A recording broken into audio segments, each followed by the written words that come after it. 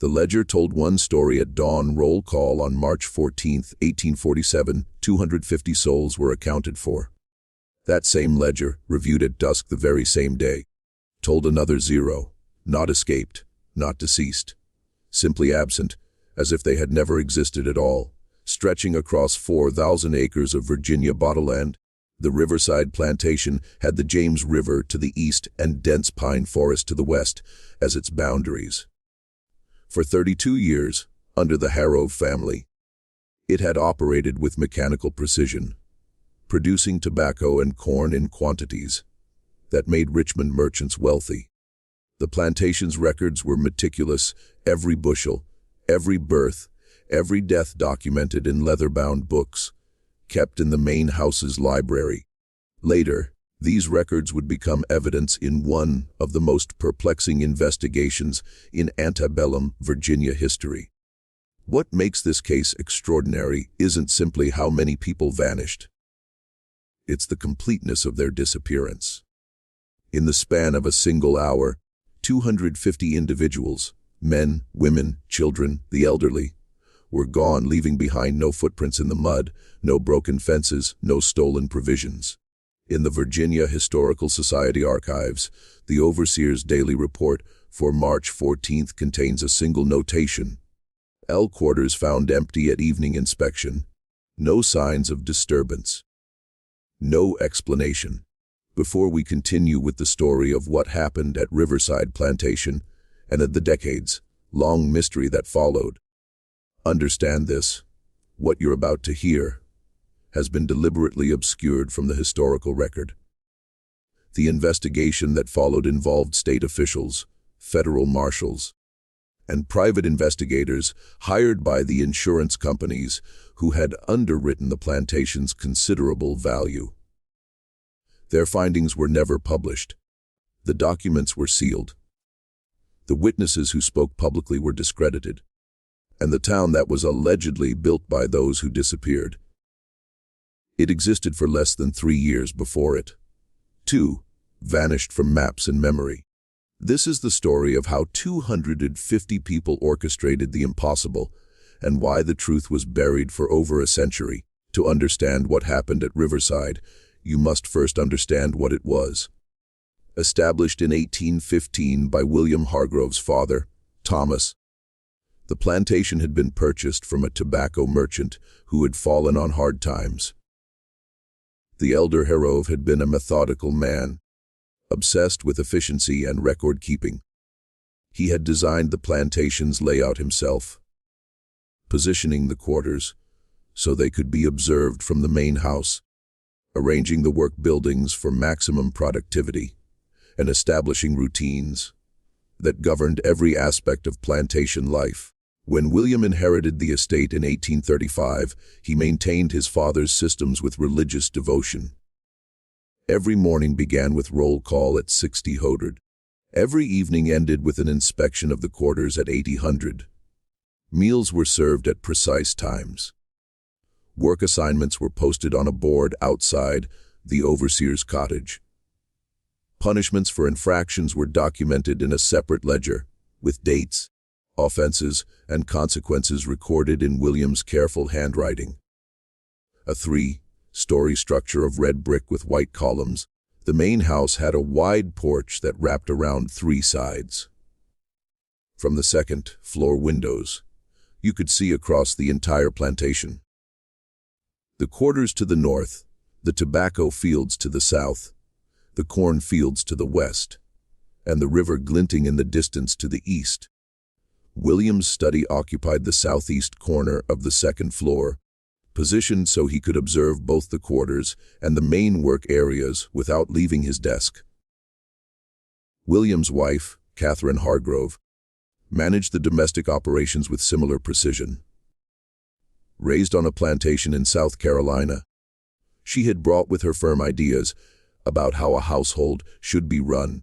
The main house staff consisted of 12 individuals who lived in a separate building behind the kitchen: cooks, housemaids, a butler, a laundress, and personal servants for the family members. Catherine kept her own set of records. journals documenting the household's daily operations, which she had maintained since her marriage in 1828. The Hargrove children, William Jr., age 32, Thomas, age 29, and Elizabeth, age 26, had all been raised on the plantation and had absorbed their parents' attitudes and methods. William Jr. managed the tobacco operation. Thomas oversaw the corn production and livestock. Elizabeth, unmarried and living at home, assisted her mother with household management and served as the plantation's unofficial schoolteacher for the family's younger relatives and the children of neighboring plantation owners. By all accounts, the Harroves considered themselves enlightened owners.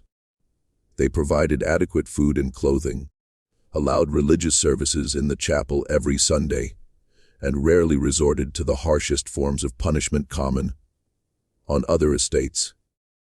William frequently remarked to visitors that a well-treated laborer is a productive laborer, and he believed his plantation's consistent profitability proved the wisdom of this approach.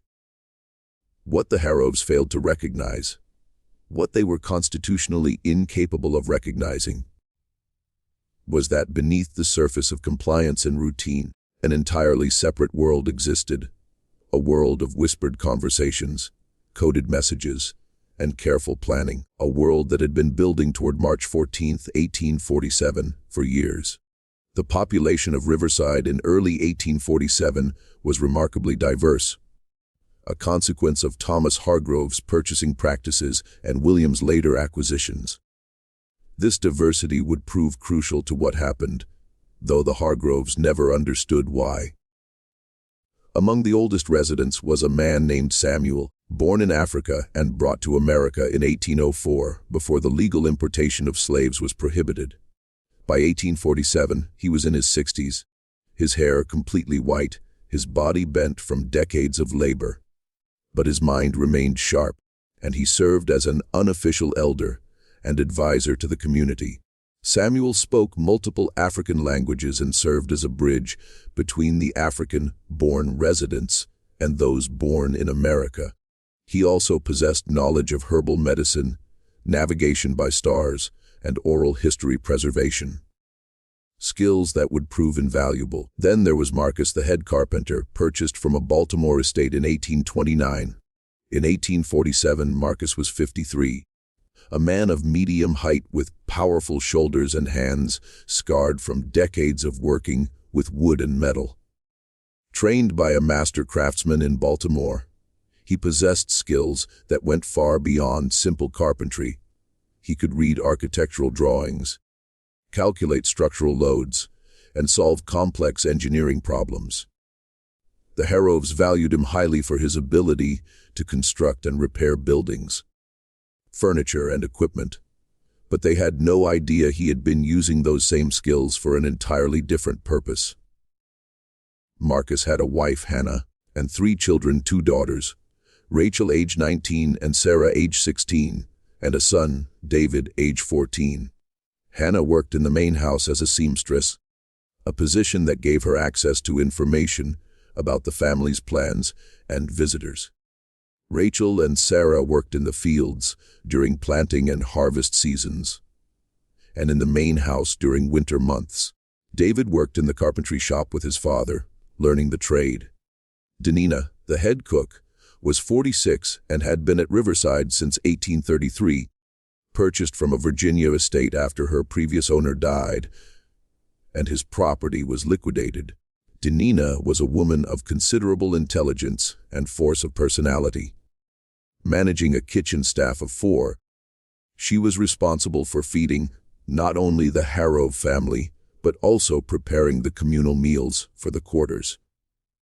Giving her control over food supplies and the ability to redirect resources without arousing suspicion. She was also one of the few people who could move freely between the main house and the quarters at almost any time, carrying messages and information under the guise of her duties. Benjamin, the stable hand, was 21 and had been born on the plantation, the son of a woman named Grace who had died in childbirth when Benjamin was born. raised collectively by the community with no single parent figure. He had a certain independence of spirit that the overseer found troublesome. Benjamin was responsible for maintaining the plantation's horses and for driving the wagon on trips to Richmond and neighboring towns to purchase supplies or deliver goods. Trips that gave him knowledge of roads, towns, and the broader geography of Virginia that few others at Riverside possessed. There was also a woman named Esther, age 38, who worked as a midwife and healer. Born in South Carolina, she had been purchased by William Hargrove in 1840. Esther had learned medicine from her mother and grandmother, and she possessed extensive knowledge of herbs, treatments for common ailments, and the management of childbirth, trusted by both the enslaved community and, to some extent, by the Harrow family, who occasionally consulted her when their own physicians were unavailable. This trust gave her a degree of freedom of movement and access to information that others lacked. Among the younger generation was Joseph, age 27, who worked in the blacksmith's forge. Purchased from a Maryland estate in 1842, he had brought skills in metalwork that made him valuable to the plantation's operations. He could repair tools, shoe horses, and fabricate metal components for equipment and buildings. He was quiet and kept largely to himself, which led the Harrows to consider him simple-minded. In reality, Joseph was highly intelligent and had been using his position to create tools and implements needed for purposes the Hargroves never imagined. There were many others, each with their own skills, knowledge, and roles in the community. Ruth, a woman in her 50s, who organized the Sunday religious services and maintained the chapel. Jacob, a man in his 40s, who managed the vegetable gardens that supplemented the community's diet. Miriam, a young woman of 23, who worked in the main house and had taught herself to read by secretly studying books in the Hargrove Library. Thomas, not to be confused with Thomas Hargrove, a man in his 30s who worked in the tobacco fields and had an encyclopedic knowledge of the surrounding forests from years of hunting to supplement the community's food supply. Each of these individuals, and dozens of others, had been carefully observed and evaluated by Marcus, Denina Samuel, and a small core group who had been planning the escape for years. Each had been assigned specific roles based on their skills, knowledge, and trustworthiness, and each had been preparing in their own way for the night of March 13, 1847. The planning for the escape had begun in the winter of 1842 to 1843, though its roots went even further back. The catalyst had been a conversation between Marcus and Samuel, the two oldest and most respected men in the community. A cold January night, Marcus had been working late in his shop, repairing a wagon wheel by lamplight. Samuel had appeared at the door, moving quietly despite his age, and asked if they could speak privately. What followed was a conversation that would change the course of 250 lives. Samuel had begun by asking Marcus a simple question. If you could leave this place, where would you go? Marcus had been startled by the directness of the question. Such conversations were dangerous. Even speaking of escape could result in severe punishment if overheard. But something in Samuel's tone suggested this was not idle speculation. North, Marcus had replied carefully. To a free state, Pennsylvania may be further. Samuel had nodded slowly. And how would you get there? I don't know. The roads are watched. The river is patrolled. And even if I made it, I'm one man. What about Hannah? What about my children? What if it wasn't just you? Samuel had asked. What if it was all of us? Is it impossible because it truly cannot be done? Or is it impossible because we've been taught to believe it cannot be done? That conversation had planted a seed. Over the following weeks, Marcus found himself thinking about Samuel's question. He began to observe the plantation with new eyes. not as a place where he was trapped, but as a problem to be solved. How were they contained? What were the actual barriers to escape? What resources did they have access to? What knowledge did they possess collectively that could be applied to the problem? He began to have quiet conversations with others. He trusted Danina, who controlled food supplies, Benjamin, who knew the roads and geography, Joseph, who could fabricate tools, Esther, who understood medicine, Ruth, who could organize and motivate people. Each conversation was careful, oblique, never stating the ultimate goal explicitly, but feeling out whether the person could be trusted and what they might contribute. By the spring of 1843, a core group of about 15 people had formed. They met in small groups, never all together, usually during the Sunday religious services when conversation was expected and less likely to be monitored. They began to develop what would eventually become the plan. The first major decision was about destination. Initially, they assumed they would flee north to free states or Canada. But the problems became apparent as they discussed the logistics, enormous distances, routes through populated areas where they would be conspicuous, and the fact that, even in free territory, they would be fugitives subject to recapture under federal law. The journey would be especially difficult for the elderly, the very young, and the infirm. Samuel proposed the alternative. What if we didn't run away? What if we disappeared? Running away meant fleeing to somewhere else, somewhere known, somewhere that could be pursued. Disappearing meant vanishing so completely that pursuit would be impossible because no one would know where to look. Where can 250 people disappear to? Marcus asked. Somewhere no one would think to look, Samuel replied. Somewhere close. Somewhere in Virginia itself. The idea seemed absurd, but as Samuel explained his reasoning, the logic became clear. Everyone would expect them to flee north. Resources would be directed toward searching northern routes. If they instead went west into the mountains and found a remote location where they could establish themselves, they might remain hidden long enough to organize a more permanent solution. Benjamin, who had traveled through the western parts of Virginia on supply runs, confirmed that vast stretches of mountainous territory were sparsely populated and difficult to access. There are valleys in those mountains that no one ever goes to, he said. Too remote for farming, too rough for roads. If we could find one of those valleys, we could hide there. This became the foundation of the planned escape from Riverside. Travel west to the mountains, establish a hidden settlement, and use that as a base to organize the next phase. But the enormous problem of how to actually escape from Riverside remained. The plantation was not a prison, but it was controlled. The quarters were fenced, the gates were locked at night, the overseer made regular rounds, and the surrounding area was populated with other plantations whose owners would report any large groups of unfamiliar people. How could 250 people leave without being seen? Marcus proposed the solution that would define the entire operation. Would go under.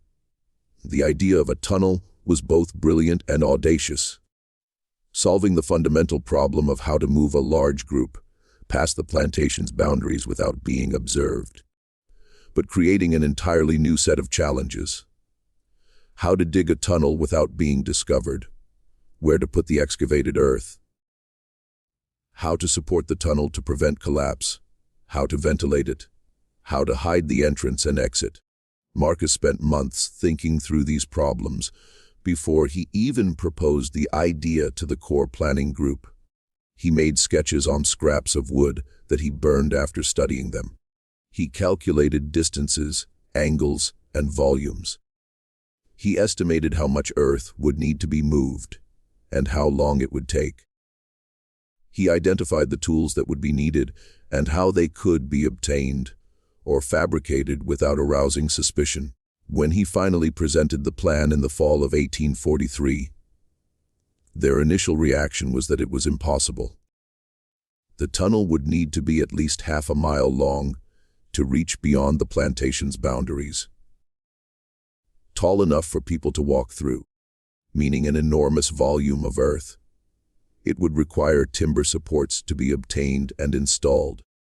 And all of this would need to be done in secret at night, while maintaining the appearance of normal plantation life during the day.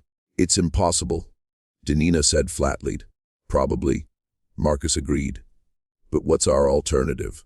That question hung in the air. Every other option they had considered, fleeing by road, by river through the forests, had insurmountable problems. The tunnel was impossible, but it was the only impossible plan that had any chance of success. "How long would it take?" Samuel asked. 4 years, Marcus said. "Maybe 5. If we work every night that we can. If we're careful. If we're lucky." 4 years seemed like an eternity, but they had already waited lifetimes. What was 4 more years if it meant freedom? The group agreed to attempt it. They would begin in the spring of 1844, as soon as the ground thawed enough to dig. They would work in shifts so that no one would be too exhausted to perform their regular duties during the day. They would use the Sunday religious services to coordinate and communicate, and they would tell no one outside the core group until the tunnel was complete. And they were ready to execute the escape. The location of the tunnel entrance was chosen carefully. Marcus's cabin was on the eastern edge of the quarters, closest to the river, one of the larger cabins, housing Marcus's family and 2 other families, 11 people in total. The cabin had a wooden floor, which was unusual. Most of the quarters had dirt floors. Marcus had built the floor himself years earlier, and the Hargroves had approved it as an example of the kind of improvement that industrious workers could achieve. What the Hargroves didn't know was that Marcus had built the floor with a hidden access panel, a section of floorboards in the corner of the cabin that could be lifted to reveal the earth beneath. This would become the entrance to the tunnel. The first night of digging was in April 1844. 6 men Marcus lifted the floor panel, revealing a square of earth about 3 feet on each side. They began to dig. The work was brutally difficult, dense clay, mixed with rocks and roots. They had only basic tools, a few shovels, a pickaxe, a pry bar carefully hidden in the carpentry shop. They could make noise, but not too much. The overseer's cottage was 100 yards away, and sound carried at night. They could use lamps, but only dim ones, and only inside the cabin with the windows covered. That first night, they dug down about 3 feet and removed perhaps half a cubic yard of earth, placed in burlap sacks and hidden under the cabin's floorboards. The next day, during regular work activities, the sacks were emptied in small quantities across the plantation, mixed into the vegetable gardens, spread in the tobacco fields, dumped in the compost heaps, no single location receiving enough earth to be noticeable. This became the pattern: dig at night, dispose of earth during the day. Slowly, painfully, the shaft descended into the ground. After 2 weeks, they had reached a depth of about 12 feet. At this point, Marcus made the decision to begin tunneling horizontally, angling slightly upward to maintain drainage and prevent flooding. The tunnel would head east toward the river, but would curve slightly north to emerge in a ravine that Benjamin had identified as a suitable exit point. The horizontal tunneling was even more difficult than the vertical shaft. Working in a confined space, lying on their stomachs or crouching, they passed buckets of earth backward to be hauled up the shaft. The air was stale and difficult to breathe. The darkness was absolute except for the small lamps. The constant fear of collapse was exhausting, but they persisted. Night after night, week after week, Month after month, the tunnel extended eastward. Marcus designed and built a simple ventilation system using hollow reeds that extended from the tunnel to the surface, disguised as natural vegetation. Joseph fabricated metal brackets and supports in the blacksmith shop, claiming they were for various plantation projects, and these were installed in the tunnel to reinforce the walls and ceiling. Timber supports were cut from trees in the forest, ostensibly for firewood or construction projects, and secretly diverted to the tunnel. By the end of 1844, the tunnel extended about 200 feet from the shaft. By the end of 1845, it had reached 400 feet. The work was taking longer than Marcus had initially estimated. The earth was more difficult than expected, the ventilation problems more severe, and the physical toll on the workers greater than anticipated. Several times they had to stop work for weeks to allow injuries to heal or to address structural problems. But they kept going. The core group expanded slightly as more people were brought into the secret and assigned roles. Some worked on the tunnel itself. Others focused on gathering supplies, food that could be preserved, clothing that could be hidden, tools needed for the journey and for establishing a settlement. Still others worked on intelligence gathering, learning about the geography of Western Virginia, identifying potential routes, making contact with people who might help. Danina used her position to slowly accumulate extra food supplies, requesting slightly more than needed for the main house, preserving and hiding the excess salt, dried beans, smoked meat, flour, all accumulating in small quantities that wouldn't be missed individually but added up over months and years to a substantial stockpile. Hannah, working as a seamstress in the main house, made extra clothing and blankets, claiming they were needed for repairs or replacements, and hid them away for the journey. Benjamin, on his trips to Richmond and other towns, carefully observed and memorized routes, landmarks, and the locations of settlements. He also made discreet contact with free black communities and learned about networks of people who helped fugitives. Esther prepared medical supplies, herbs, bandages, remedies for common ailments and injuries that might occur during the journey. Ruth organized a system of communication using songs and coded phrases during religious services, different hymns or variations in how they were sung conveying information about the tunnel's progress, problems needing to be addressed, or changes in the plan. By the winter of 1846 to 1847, the tunnel was nearly complete. It extended over 800 feet from the entrance shaft to an exit point in a ravine about 300 yards from the river. The exit was carefully concealed behind a false rock face that Marcus had constructed using his carpentry skills. From the outside, it appeared to be a natural rock formation. Only someone who knew exactly where to look and what to look for would be able to find it. The tunnel itself was a remarkable achievement, about 5 feet high and 3 feet wide, large enough for people to walk through in a crouch or crawl, if necessary. The walls and ceiling were supported by timber frames every 6 feet. The floor was relatively level, with a slight upward slope toward the exit to prevent water accumulation. Small chambers had been carved into the walls at intervals, providing places to rest or store supplies. The ventilation system, while crude, was functional hollow reeds extending from the tunnel to the surface at multiple points, disguised as natural vegetation or hidden in areas of dense undergrowth. The air in the tunnel was stale and difficult to breathe, but sufficient for the short time people would need to spend there. In February 1847, Marcus called a meeting of the core planning group. "It's done," he said simply.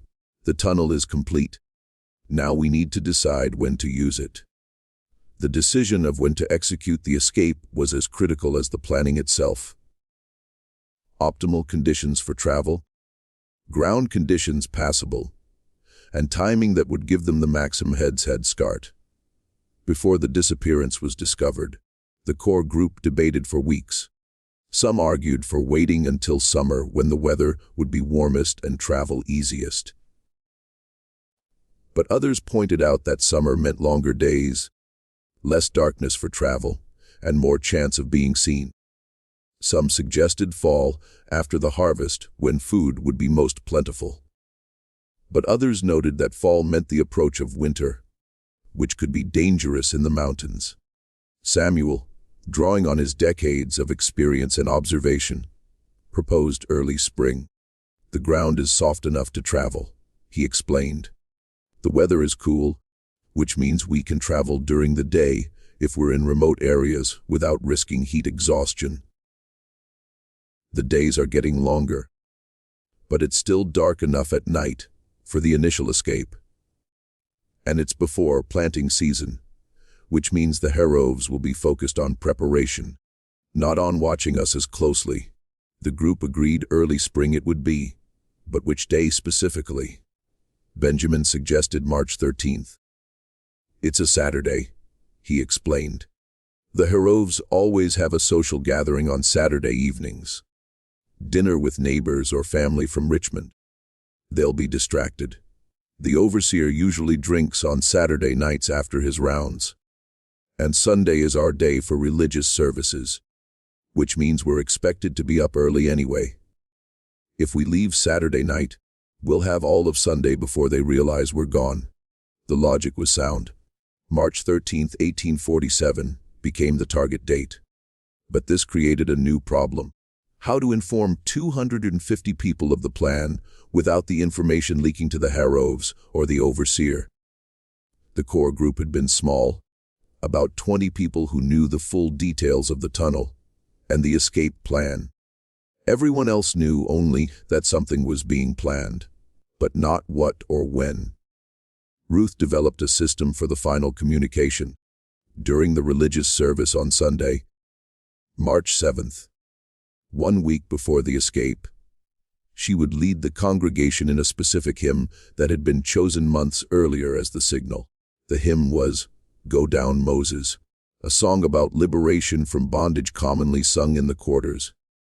But Ruth would sing it with a specific variation in the third verse, changing one word in a way that would be meaningful to those who had been prepared to listen for it, but would seem like a natural variation to anyone else. After the service, the core group members would quietly spread the word to specific individuals who would in turn inform others. The message was simple. Saturday night, be ready. Bring nothing. Tell no one outside the community. The week between March 7th and March 13th was the most tense period of the entire 4-year planning process. Everyone knew that discovery at this stage would be catastrophic. They had to maintain absolute normalcy in their behavior while simultaneously preparing for the escape. Marcus and his team made final inspections of the tunnel, reinforcing weak points and ensuring the ventilation system was functioning. Danina and her team moved the accumulated food supplies to a hidden location near the tunnel exit, where they could be quickly loaded for transport. Benjamin and others who would serve as guides reviewed the routes one final time. Esther prepared medical kits for the journey. Ruth organized the order in which people would enter the tunnel, prioritizing families with young children, and the elderly who would move most slowly. The Heroves noticed nothing unusual. William commented in his journal on March 11th that the people seem in good spirits, anticipating spring planting. Catherine noted on March 12th that Danina had prepared an especially fine dinner and that the household staff performed their duties with unusual efficiency. On the evening of March 13th, everything proceeded normally. The Heroves hosted a dinner party for several neighboring plantation owners and their families. An elaborate meal prepared by Danina and her kitchen staff. The overseer, Gerald Pritchard, made his evening rounds at 8:00 as always, walking through the quarters and noting that all seemed quiet and orderly. He returned to his cottage, and as was his custom on Saturday nights, poured himself a drink. In the quarters, people prepared in silence. They wore their sturdiest clothing and shoes.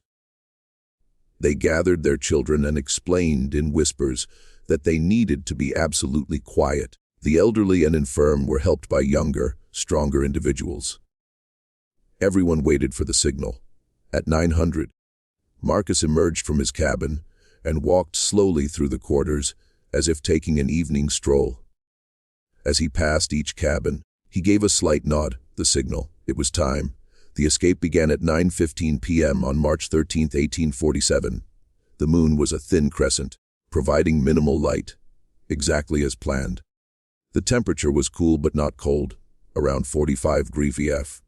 A light breeze rustled through the trees, providing ambient noise that would help mask any sounds of movement. The first group to enter the tunnel consisted of Marcus, Samuel, Benjamin, and 3 other men who would serve as guides and scouts. They descended through the shaft in Marcus's cabin and moved quickly through the tunnel to the exit, emerging into the ravine at 9:35 p.m. The false rock face that concealed the exit swung open smoothly on hinges that Joseph had fabricated. Benjamin climbed to the top of the ravine and scanned the surrounding area. No lights visible, no sounds of human activity. They were alone. Marcus returned through the tunnel to signal that the exit was clear. At 9:45 p.m., the main exodus began. The order of departure had been carefully planned. Families with young children went first, so they would have the most time to travel before dawn. The elderly and infirm went next, accompanied by younger people who could assist them. The middle-aged and able-bodied went last, as they could move most quickly if time became short. The tunnel could accommodate about 10 people at a time, each group taking approximately 10 minutes to traverse the 800 feet from entrance to exit. This meant the entire population of 250 people would require about 4 hours to pass through the tunnel, from 9:45 p.m. to approximately 1:45 a.m. The operation proceeded with remarkable efficiency. People moved in silence, their movements practiced from rehearsals conducted under the guise of nighttime religious gatherings. Parents carried small children. Older children held hands and followed their parents. The elderly were supported by younger relatives or neighbors. Everyone knew their place in the order and moved when signaled. At the exit, Benjamin and the other scouts organized people into groups of about 25, each assigned a guide who knew the route. The groups would travel separately, taking slightly different paths, to avoid creating an obvious trail, and to reduce the risk that the entire population would be captured if one group was discovered. The first group departed the ravine at 10:00 p.m., heading west into the forest. The second group left at 10:30 p.m., the third at 11:00 p.m.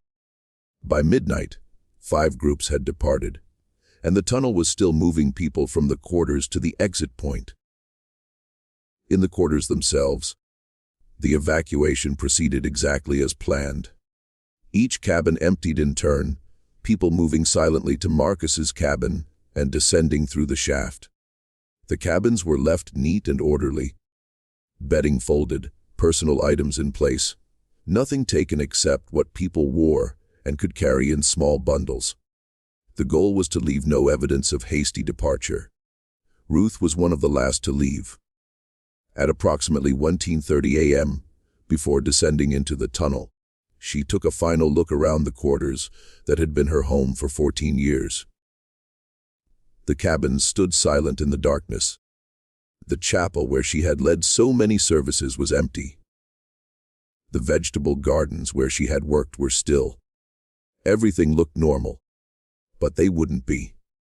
By dawn, they would be miles away, and the quarters would be empty. Ruth descended into the tunnel and made her way to the exit. Emerging into the ravine at 1:45 a.m., Marcus was waiting to ensure everyone made it through safely. Everyone. She asked quietly. Everyone. Marcus confirmed. 250 souls, all free. The last group, including Marcus, Ruth Denina, and several others from the core planning group, departed the ravine at 200 a.m. Marcus took a final look at the tunnel exit, then carefully closed the false rock face. From the outside, it once again appeared to be nothing more than a natural rock formation. They turned west and disappeared into the forest. Behind them, Riverside Plantation slept. The main house was dark. The overseer's cottage showed a single lamp in the window, which would burn until Pritchard fell asleep. The quarters were silent and empty. At 5:45 a.m., Gerald Pritchard would emerge from his cottage and walk toward the quarters to conduct the morning roll call. At 6:00 a.m., he would ring the bell and wait for people to emerge. At 6:05 a.m., he would begin to realize that something was wrong. At 6:15 a.m., he would be running toward the main house to wake William Harrove with news that would shock Virginia and create a mystery that would endure for over a century. But that was still hours away. For now, 250 people were moving through the darkness, heading west toward the mountains and toward freedom.